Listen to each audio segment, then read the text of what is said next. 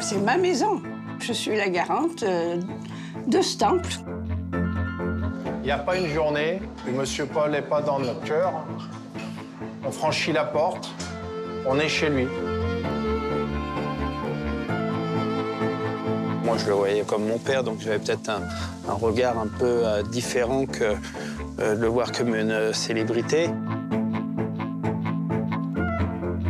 J'ai pas beaucoup de souvenirs avec mon grand-père Bocuse. On faisait pas ni Noël, ni... Il n'y avait pas de fête familiale. Pas le temps. Il fallait revenir, c'était mon devoir. Pour moi, le groupe Presse Familiale, c'est primordial. Mon avenir idéal, bien sûr, ce serait que nos petits-enfants, un jour, puissent célébrer les 200 ans de la maison.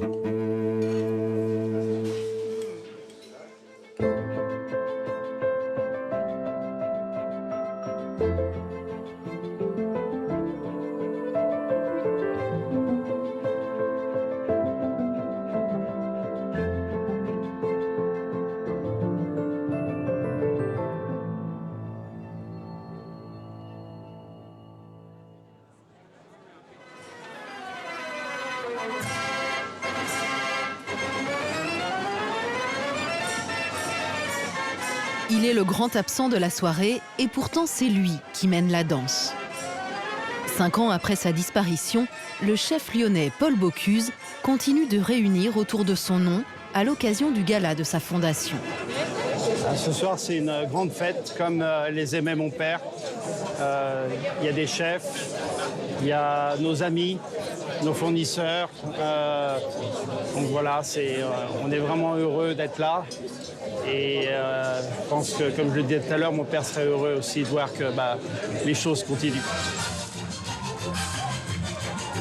Il aimait bien ce lieu, il aimait la fête, il aimait le cirque, il aimait recevoir. C'était un homme généreux, voilà, qui aimait partager.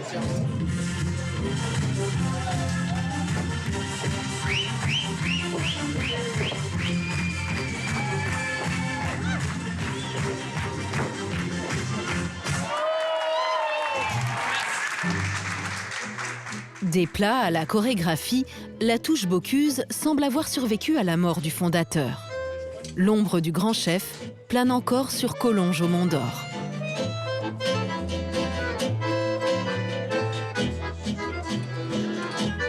Pour veiller sur cet héritage, il y a bien sûr son fils, Jérôme, mais aussi Françoise, la fille aînée du chef, accompagnée de sa fille Stéphanie et de son gendre, Vincent.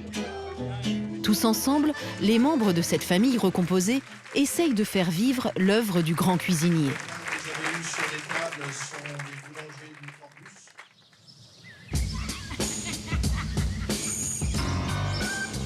Si les Lyonnais connaissent bien le visage de Monsieur Paul, ils vont devoir s'habituer à un autre Bocuse. Jérôme a vécu plus de la moitié de sa vie aux États-Unis, mais celui qui préside aux destinées du groupe familial revient désormais de plus en plus souvent dans la capitale des Gaules. Bonjour, ça va? Ce midi, il vient s'assurer que tout se passe bien à la brasserie Sud. Ça va, chef? Bonjour, monsieur. Bonjour, chef. Ça va? Ah, ça sent bon, les épices, le Sud.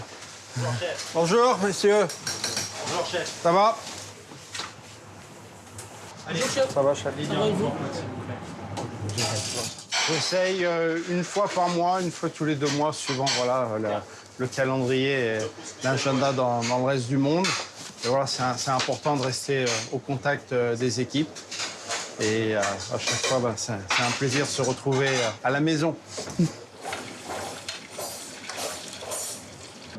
On peut y aller, mon petit Charles. On peut y aller.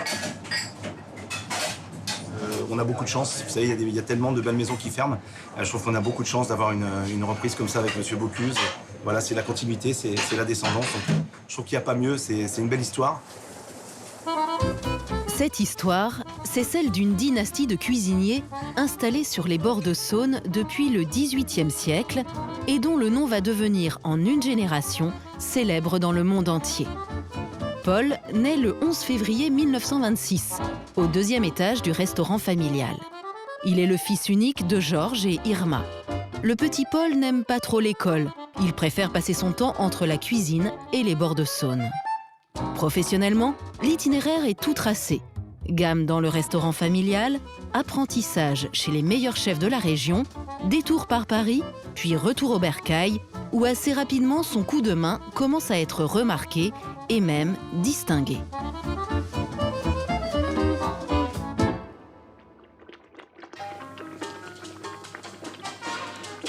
La gastronomie lyonnaise est encore à l'honneur. Paul Bocuse vient de se voir décerner le titre envié de meilleur ouvrier de France. Sa dextérité est au moins aussi grande que son savoir culinaire, ainsi que vous pouvez le constater.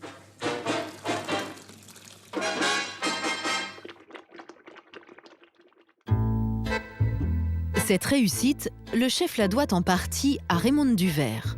En 1946, à 20 ans, Paul Bocuse épouse son premier amour. Un an plus tard, il donne naissance à une petite fille, Françoise.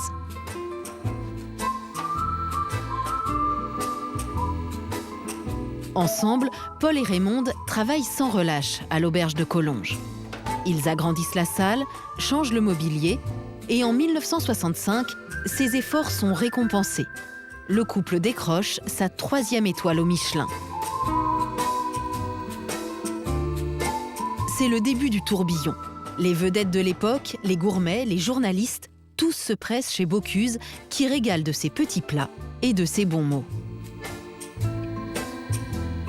La cuisine de Paul Bocuse, c'est la cuisine du marché. C'est peut-être un merlan le matin pourvu qu'il soit très frais.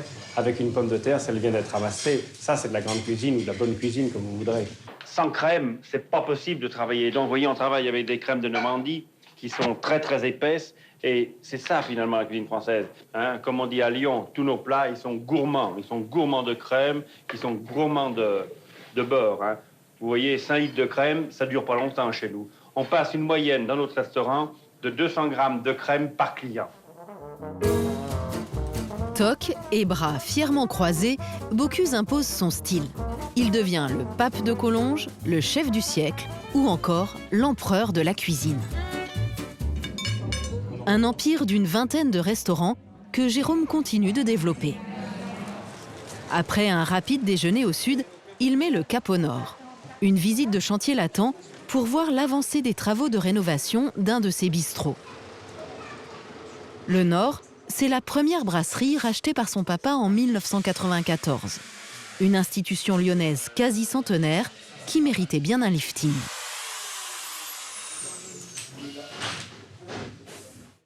C'est une maison où il y a beaucoup d'histoire. Je me rappelle, moi, j'étais encore pas très grand, vous voyez, la première fois que je suis venu là-dedans. Donc forcément, vous avez des images.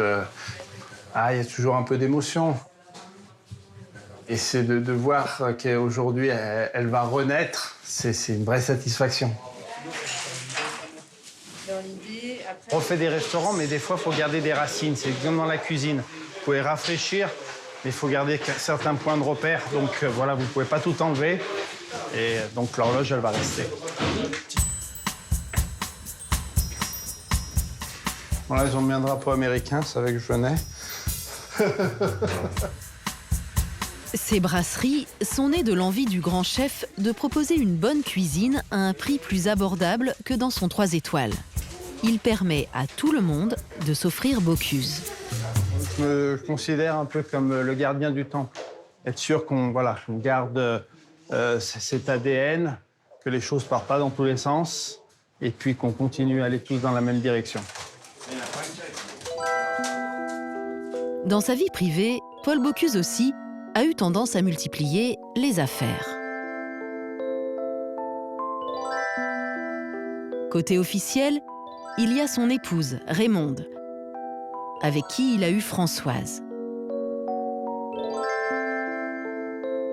Mais avec le succès, il y a d'autres femmes, notamment Raymond.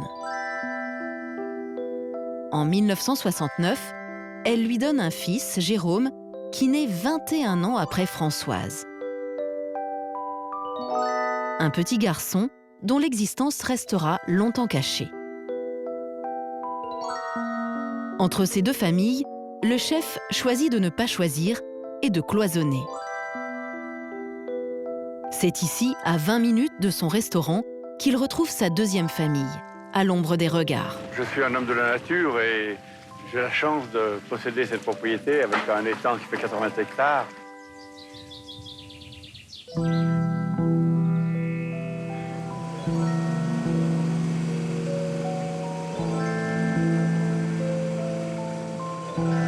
Il y a 50 hectares d'eau, 70 hectares avec les bois autour. Je suis en France, je viens à chaque fois ici. Pourquoi? J'aime bien, pour trouver proche de la nature, mais ça me rappelle des souvenirs.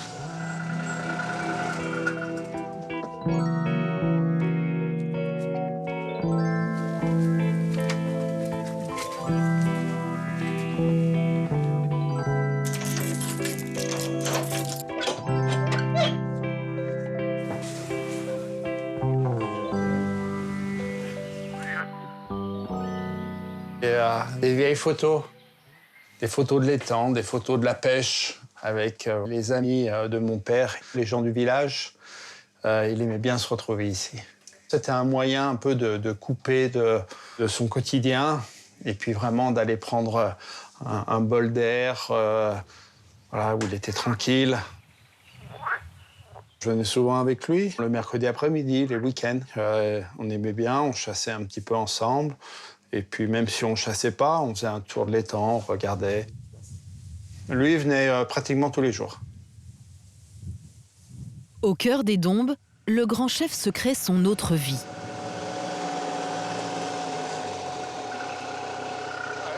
Mon père, il aimait bien s'asseoir sur ce banc. Et puis voilà, regarder le spectacle. Ah, c'est beau, hein. Il y a même des bécassines là, qui volent au milieu. C'est vrai, cet endroit, c'est une vraie réserve naturelle. Moi, je le voyais comme mon père, donc j'avais peut-être un regard un peu différent que de le voir comme une célébrité. Mais c'est vrai que voilà, il prenait beaucoup de place. Et c'est peut-être pour ça que je suis parti très tôt aux États-Unis pour m'exprimer à ma façon. Je pense qu'il était fier, mais il ne me le disait pas à moi. Mais voilà, je pense que c'était quelqu'un d'assez pudique, mais il le disait aux autres, mais pas à moi.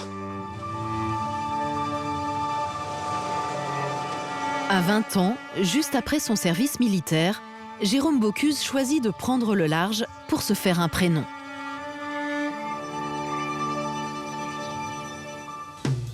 S'il commence par étudier la cuisine dans l'État de New York, à l'initiative de son père, il délaisse vite les fourneaux pour s'épanouir dans le management de la restauration. Héritage familial oblige. Et ça tombe bien, car Bocuse est déjà très présent outre-Atlantique. Au début des années 80, le chef a en effet jeté son dévolu sur les États-Unis. À l'époque, le plus grand parc d'attractions du monde, Disney World, lui demande de créer un immense restaurant pour initier les Américains aux spécialités culinaires françaises. Paul Bocuse change alors de dimension, le cuisinier des bords de Saône se mue en entrepreneur. Et dans le pays de la démesure, il devient une superstar, un ambassadeur de la gastronomie accueilli comme tel.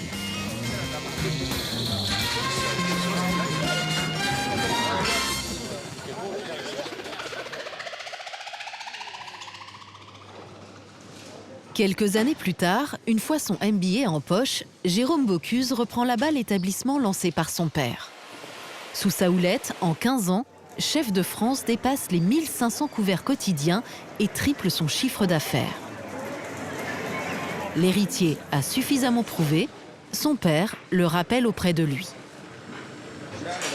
Début des années 2000, il me dit, bon, bah voilà, ça fait quand même une dizaine d'années que tu es à Disney. Est-ce que tu aimerais revenir en France? Et à ce moment-là, voilà, j'avais de nombreux projets toujours avec Walt Disney, un renouvellement de contrat. Et je dis non, écoute, pour moi, les enjeux sont là et je peux rester là. À ce moment-là, je n'étais pas encore prêt. Et c'est seulement quelques années plus tard, où il a commencé à fatiguer avec la maladie, Et là, c'est à ce moment-là où j'ai vraiment réalisé qu'il fallait revenir, c'était mon devoir. Et ça m'a pris un petit peu de temps pour le comprendre.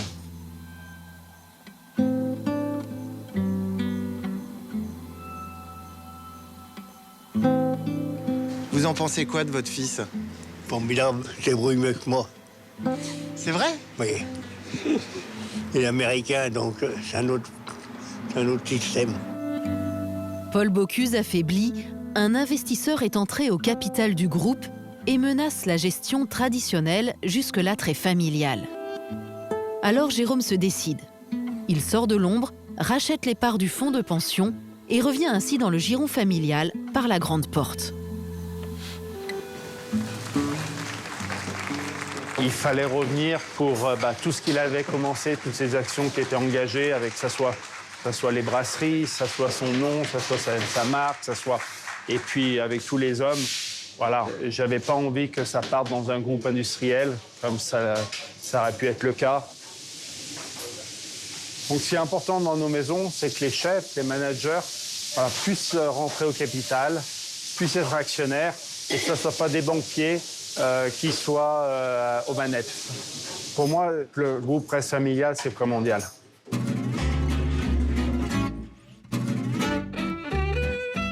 Monsieur Paul s'est assuré de son vivant une succession sans remous, un partage de l'empire entre ses deux lignées. À son fils, Jérôme, les différents établissements du groupe et l'international.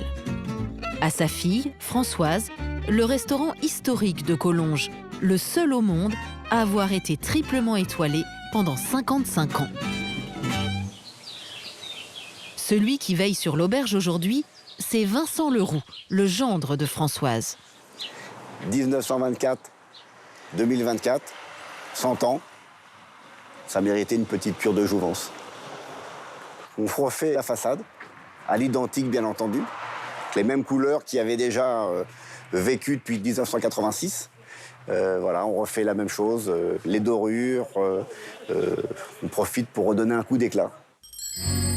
Paul Bocuse est né dans ces murs. Et c'est ici qu'il est mort. Paul Bocuse est partout ici. Il est encore présent dans la maison, monsieur, madame, c'est leur maison. Mais on s'est donné le droit de faire quelques petits ajustements, toujours en respect de ce qui a été fait.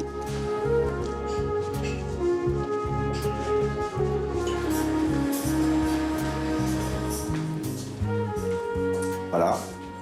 Et là, toute l'histoire de la maison est ici. On y voit les grands-parents, Paul et Raymond à leur début, et puis le papa avec l'équipe de salle et Madame Raymond au milieu, les serveuses de l'époque, le père et le fils ici, et puis bien sûr son mentor, Fernand Point, Mado Point, avec le petit Paul ici en apprentissage. Et puis, ça raconte vraiment l'histoire de la maison.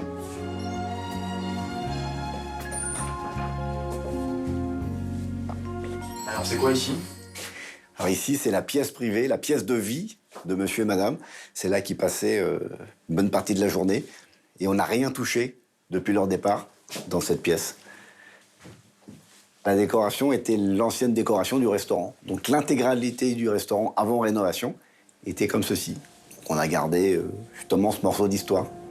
C'est précisément au moment où Monsieur Paul propose à son fils Jérôme de prendre le groupe qu'il demande à Vincent Leroux, qui travaillait dans l'hôtellerie, de venir l'aider à gérer son établissement phare. Paul Bocuse, un jour, m'appelle. À l'improviste, il était en train de se garer en me disant « Tu viens, tu m'offres un café ». J'étais un peu surpris parce que pas habitué à le voir arriver. Et là, il me dit « J'aimerais que tu nous rejoignes à Collonges pour m'épauler. Je te donne 48 heures pour réfléchir. » Et je me rappellerai toujours de ce moment. 1 heure après, il me rappelle, et il me dit « Alors, t'as réfléchi ?» Je lui dis « Mais vous m'avez dit 48 heures. » Il me dit « T'as quand même pas besoin de 48 heures pour savoir si tu veux venir. » Donc là, du tac au tac, je lui ai dit « Allez, on y va. Très bien, parfait. » Ici, l'âme de la maison, c'est elle, la fille de Monsieur Paul, Françoise Bernachon-Bocuse. Mon père était là et maman était là. Voilà. Et vous? Alors moi, c'était pas tout le temps. Je n'étais pas tout le temps là. Là, je suis revenue un peu aidée par mon gendre Vincent quand mes parents sont partis. C'est important que vous reveniez? Oui, quand même. C'est ma maison. Je suis la garante de ce temple, comme ma maman, si vous voulez, a été la gardienne pendant que mon père faisait des voyages à travers le monde. Mais maman était là. La fille de Paul Bocuse veille sur l'héritage familial. Elle n'est pas la seule. Elle est aidée dans cette mission par ceux qui ont écrit les plus belles pages du restaurant. Je pense que tous les gens qui travaillent ici font partie de la famille Bocuse. Il y a les vrais ayants droit et puis il y a les autres, mais on fait tous partie de cette grande famille.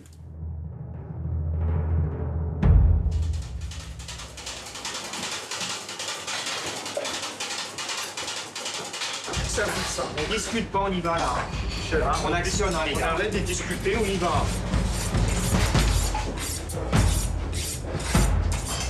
C'est avec eux, ces chefs, que Monsieur Paul a conquis le monde.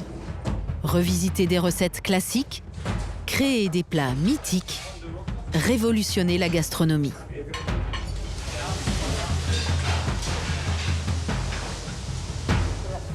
Envoyez la suite là. Allez, on y va. Les bars. Bon, allez, les loups. Un, 12 litres. Touchons, s'il vous plaît. Au salon Paul Bocuse. On passe plus de temps ici au travail qu'avec notre propre famille. Et on a tous grandi autour du patriarche qui a su justement nous inculquer les vraies valeurs. Allez, dépêche-toi, prends ton saladier. Prends le saladier. Prends ton saladier, il n'a pas à venir 25 fois. Le saladier d'une main, ça lui va là. Oui, chef. 3 aiguillettes et 3 carrés. Un foie laqué, 2 barres, 2 sols et une vessie pour 4 personnes. Oui, chef. Gilles Reinhardt a quasiment fait toute sa carrière auprès de Paul Bocuse. Avec lui, il est devenu MOF, meilleur ouvrier de France. Et depuis la mort du patriarche, c'est lui qui dirige les cuisines de Collonges. Il est même devenu actionnaire de l'auberge. À son arrivée, à 21 ans, il avait commencé comme commis. À l'époque, M. Paul était en pleine gloire, c'était dans les années 90-95. Et là, vous tombez nez à nez avec lui. Et vous êtes tétanisé, vous êtes heureux. Enfin, il y a plein de sentiments qui s'y mêlent.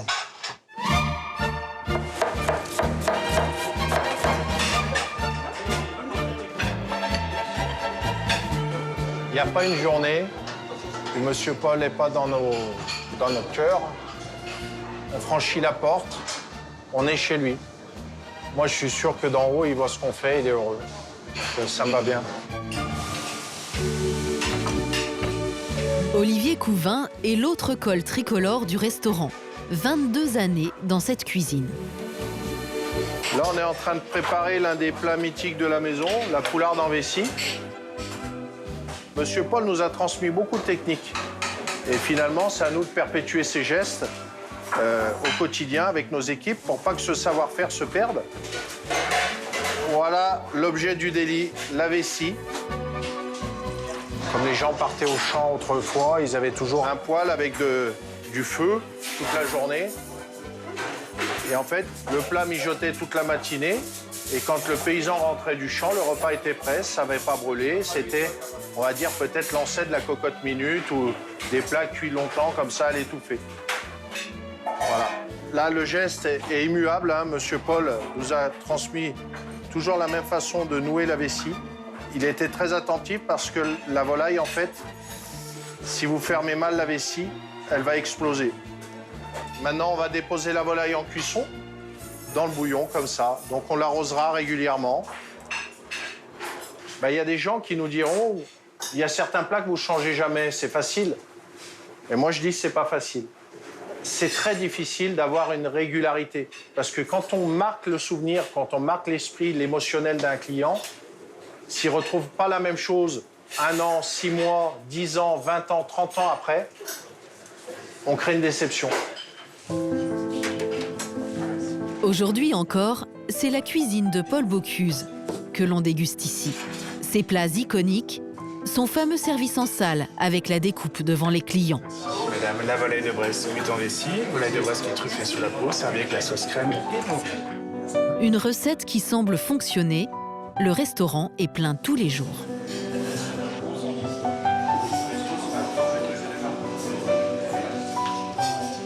Et je trouve que la cuisson du poisson et la sensation du poisson en bouche, c'est très au-dessus de ce qu'on peut imaginer. Je vous assure, c'est merveilleux. Je ne sais pas si vous avez déjà goûté, mais on s'en souvient toute sa vie, quoi. Il y a des choses qui restent et c'est du vrai plaisir. C'est pas juste de la nourriture. En 2020, pourtant, l'institution a tangué.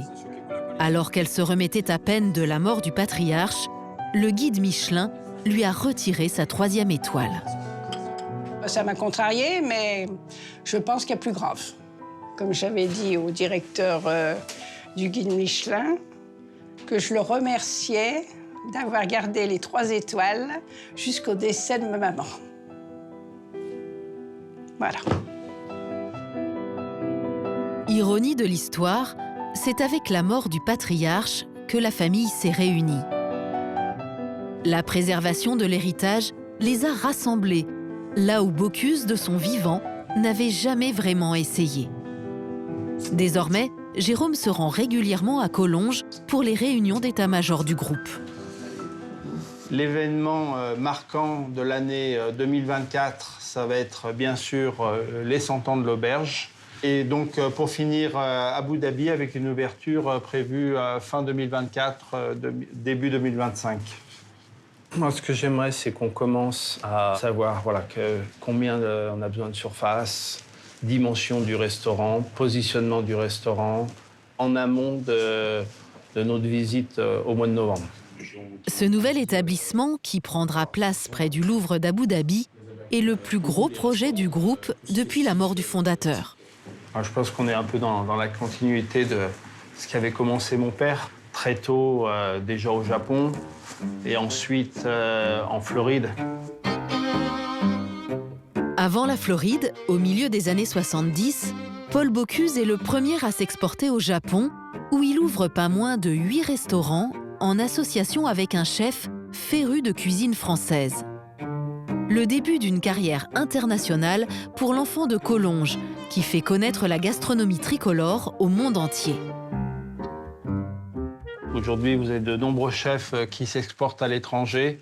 Donc voilà, c'est pour ça qu'on est là ensemble, pour bien réfléchir et faire les choses correctement. C'est un nom qui a mis des dizaines d'années pour justement être ce qu'il est. Et on ne voudrait pas le ramener et le détruire rapidement. Le nom de Bocuse est devenu synonyme d'excellence culinaire française. Très tôt, les politiques ont compris le poids de ces chefs dans le rayonnement du pays. Un soft power auquel Jérôme participe activement aujourd'hui. Nous sommes invités, reçus au Palais de l'Élysée pour un déjeuner des chefs, où plus de presque 200 chefs sont attendus aujourd'hui. C'est vraiment un grand honneur. En 1975, Bocuse est le premier chef depuis Auguste Escoffier en 1919 à recevoir la Légion d'honneur. Pour célébrer cela, il propose à Valéry Giscard d'Estaing d'organiser un repas à l'Élysée, préparé par le chef en personne et ses amis. Le déjeuner des chefs est né. Depuis lors, les présidents prennent l'habitude de recevoir les cuisiniers en vue pour les remercier de faire rayonner la gastronomie française. Encore une création, signée Bocuse. Parmi les invités cette année, un visage bien connu de Jérôme. C'est mon neveu. C'est mon tonton. Mon petit neveu, voilà.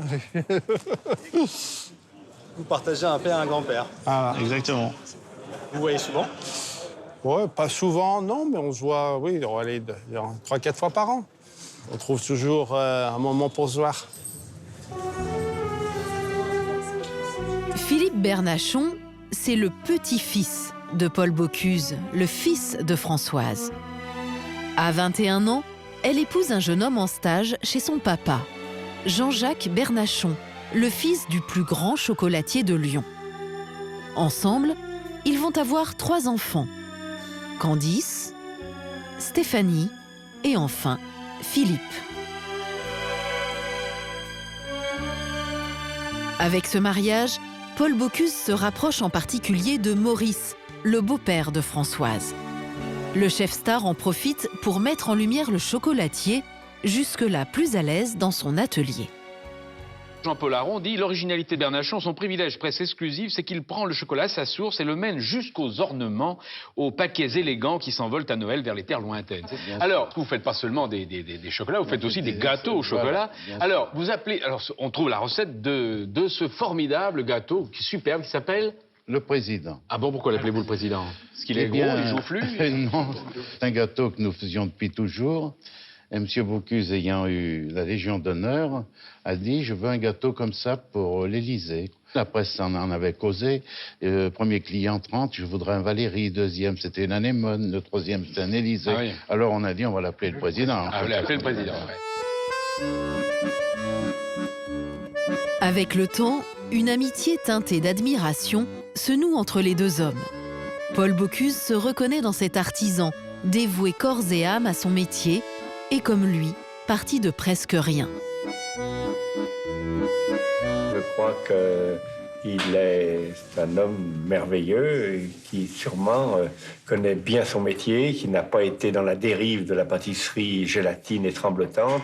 Il est resté avec une pâtisserie de tradition, une pâtisserie sérieuse, une pâtisserie faite avec des produits de qualité. Et je crois que son plus grand hobby, c'est quand même le chocolat.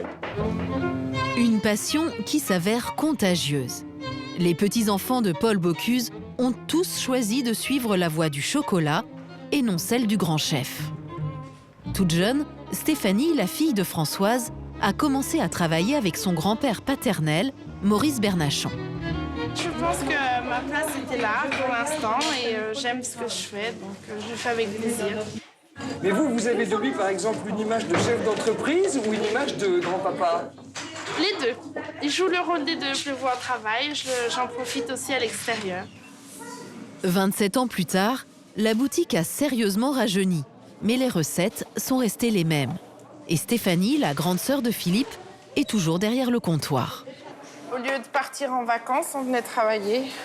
Je crois que des 3, j'étais la seule à vouloir venir travailler très jeune. Donc voilà, la place était libre, il n'y avait pas de souci. J'aime mon métier, je le fais par passion et je pense que c'est depuis toute petite.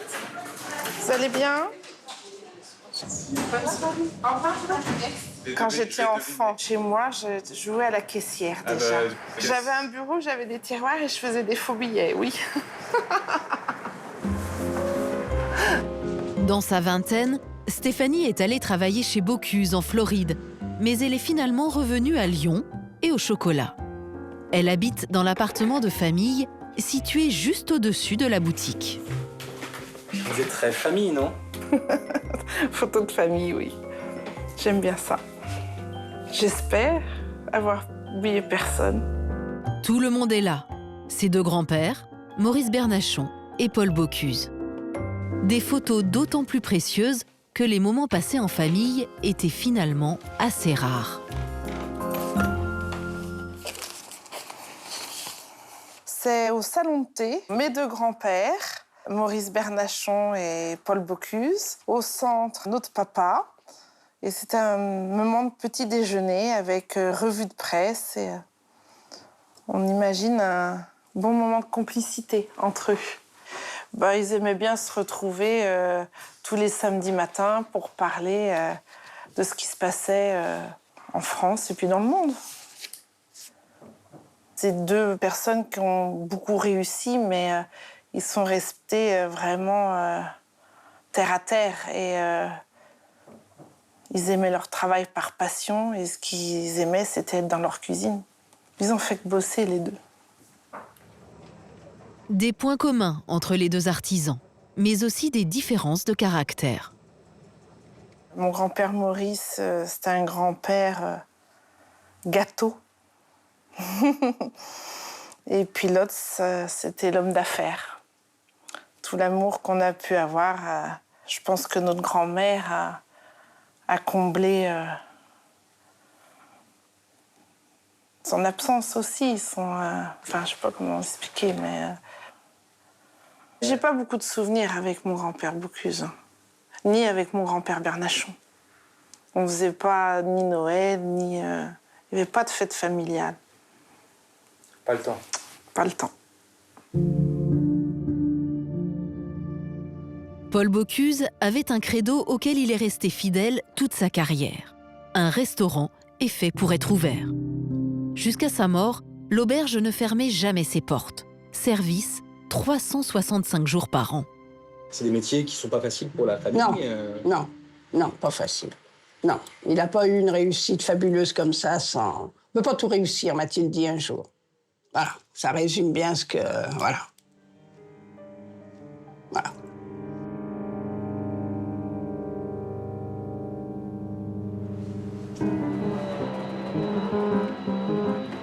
Des sacrifices qui ont laissé des traces dans la famille. Philippe, son petit-fils, n'a pas hésité trop longtemps sur son choix professionnel. La cuisine m'a fait un appel du pied, mais il y a ces coups de feu le midi, le soir. Et je pense qu'il faut avoir ce côté un peu fou pour faire de la cuisine. Et moi, je préfère le côté un peu plus sage du chocolat. Philippe a donc opté pour le tablier de chocolatier plutôt que celui de cuisinier, comme son grand-père Bocuse. Donc ça, c'est les fèves du Pérou. Donc Amérique centrale, on voit que c'est beaucoup plus rond, beaucoup plus floral. C'est, entre guillemets, plus élégant. Alors ça, c'est Vietnam. Et pour moi, c'est un peu plus fruité. C'est rigolo parce que tout cet assemblage, parce qu'on parle d'assemblage, un peu comme dans du vin, ça va vraiment faire quelque chose de différent et de très typé.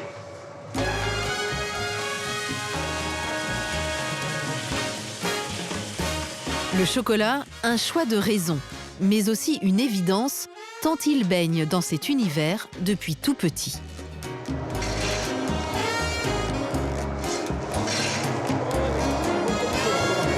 La recette que mon grand-père avait établie à l'époque avec mon papa, c'est la même. En fait, il n'y a rien qui a changé. Il n'y a que Pascal qui a un peu vieilli, c'est tout, mais sinon, ça n'a rien changé. Toi, t'as pas vieilli? Bah si, aussi.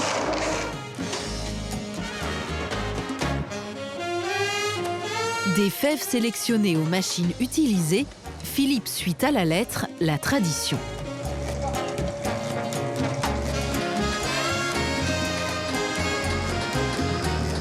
Comme ses sœurs, depuis l'enfance, il a exploré tous les postes de la chocolaterie. C'est le genre de petit boulot qu'on pouvait faire facilement à Noël. Soit on chargeait la machine, soit on faisait les petits traits pour se faire un peu d'argent de poche. Et à notre tour, nos enfants, aux vacances de Noël, viennent nous donner un petit coup de main. Une maison de tradition, mais Philippe s'autorise parfois quelques folies. En ce moment, avec ses équipes, il travaille sur une association détonnante, chocolat coulommiers. C'est pas trop dans la tradition chocolatière de faire du fromage avec du chocolat, mais après, voilà, il faut de temps en temps savoir oser. Il y a des fois, il faut faire des trucs un peu instagrammables.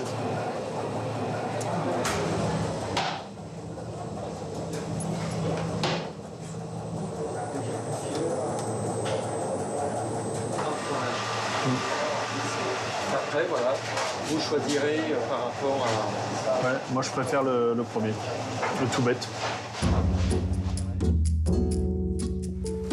Le lendemain, Philippe est à Paris, ses prototypes sous le bras, bien au frais.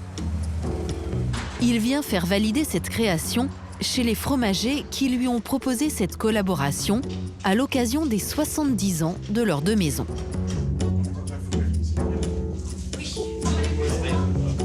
Bonjour Philippe. Ça va? Tu vas bien? Ouais, super. Bonjour Philippe. Salut Nathalie. Le chocolat coulommiers a été décliné en 3 variantes. L'une avec du miel, l'autre avec un chocolat à 55% de cacao et la dernière, plus amère, avec un chocolat à 62%. Ah, ils sont beaux, hein?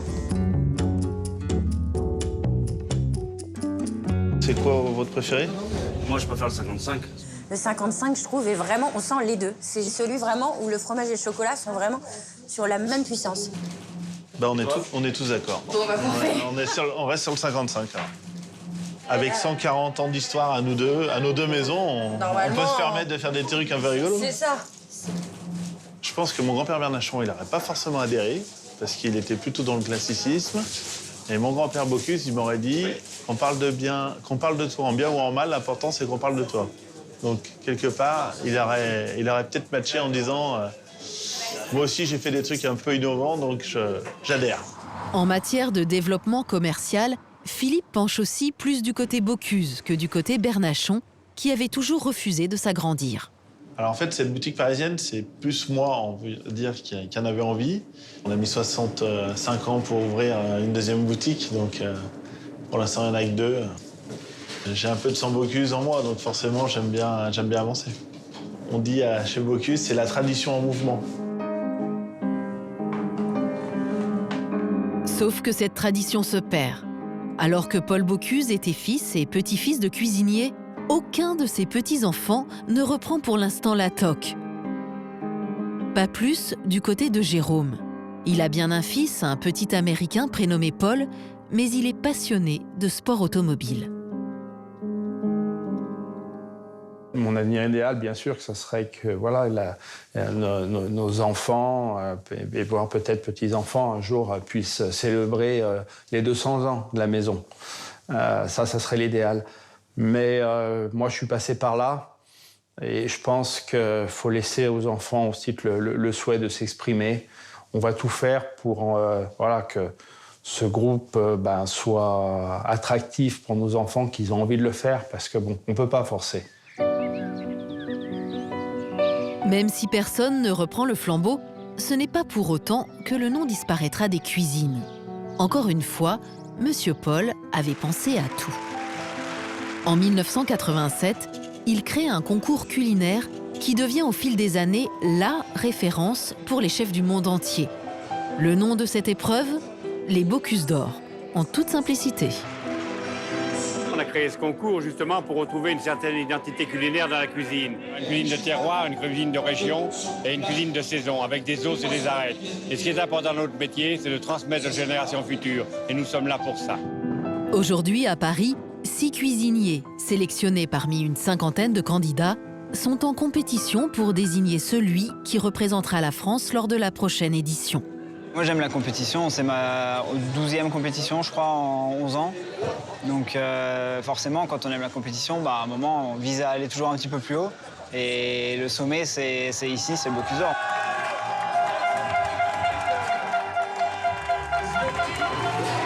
Chaque candidat est flanqué d'un commis et d'un coach. Ils ont 4 heures pour sublimer la truite rose et le chou-fleur, puis présenter leur création aux juges. Cette année, Naïs Pirolet est membre du jury. Il y a 2 ans, à 23 ans, elle était la plus jeune gagnante de cette sélection France. À l'en croire, la nouvelle génération est encore inspirée par le maître. Bocuse, moi, ça berce mon apprentissage. Depuis mes études à l'Institut Paul Bocuse jusqu'au Bocuse d'Or, c'est un nom qui revient systématiquement. C'est notre histoire, c'est notre patrimoine.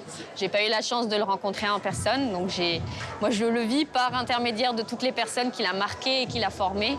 Et c'est beau, ça donne envie. Et je pense qu'on aura notre Paul Bocuse à nous, mais on s'en rendra compte après, bien sûr. Après quelques heures de délibéré, les candidats sont délivrés. Le jury international rend son verdict. Qui ira représenter la France au Bocuse d'Or? Eh bien, ce sera Paul Marco.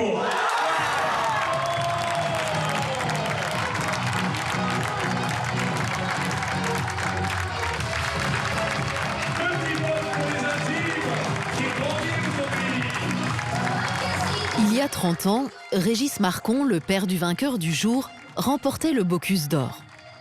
9 mois plus tard, naissait un petit garçon qui fut prénommé Paul, en hommage à qui vous savez.